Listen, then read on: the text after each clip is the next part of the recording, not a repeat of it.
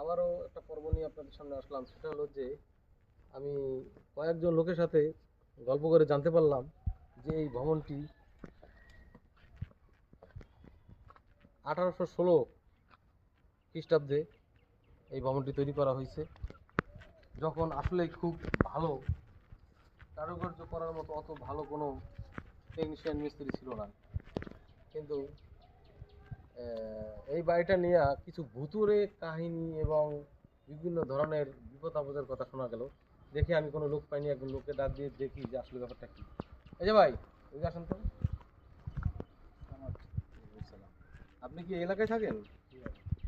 আচ্ছা, আপনি একটু কাইন্ডলি একটু দয়া করে বলবেন যে আমরা যখন উঠতে গেলাম, এই ছাদে উঠতে গেলাম, ঠিক কিছুজন লোকজন আমাদের উঠতে দিতে চাইছিল না, যে বললো নাকি এখানে নাকি ভূত ভূতের বিভিন্ন ধরনের আপদ বিপদ হয়।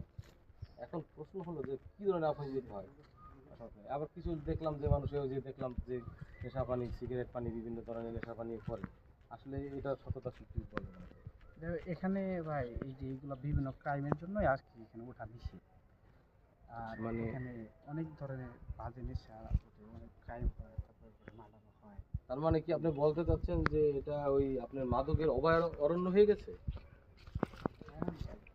আবার ওই যে আচ্ছা, আর কিছু যে কথা শোনা যায় যে সেটা হলো যে ওই যে মানুষের মাথা পাওয়া যায়, হাত পাওয়া যায়, পা পাওয়া যায়, মানে জি এরকম জি, ব্যাপারটা আসলে। এগুলা আমি দেখি নাই, কিন্তু এগুলা হয় মাঝে মাঝে, এগুলো হয় এখানে পুলিশ টুলিশ দেখা যায়।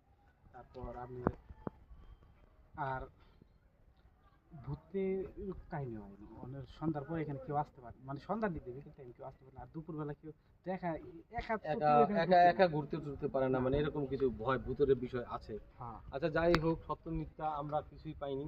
তবে আমরা আর একটা ফুটেজের চেষ্টা করেছিলাম ওরকম কিছু কাহিনী, যে সিঁড়িটা নাকি খুব ভয়াবহ, সেটা দিয়ে আমরা উঠছিলাম। তো আমরা ওরকম কিছু পাই নাই। যাই হোক, আপনারা আসতে পারেন এখানে, স্বচক্ষে দেখে যেতে পারেন।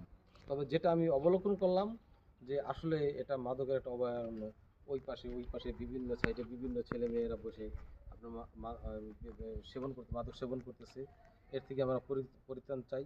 এই এলাকার যারা কর্মকর্তা আছে, প্রশাসন আছে, সহৃদয় ব্যক্তি, আপনারা দয়া করে এই দৃষ্টি দিবেন, যাতে আমরা এই মাদক মুক্ত এই বাড়িটাকে রাখতে পারি। আসসালামু আলাইকুম।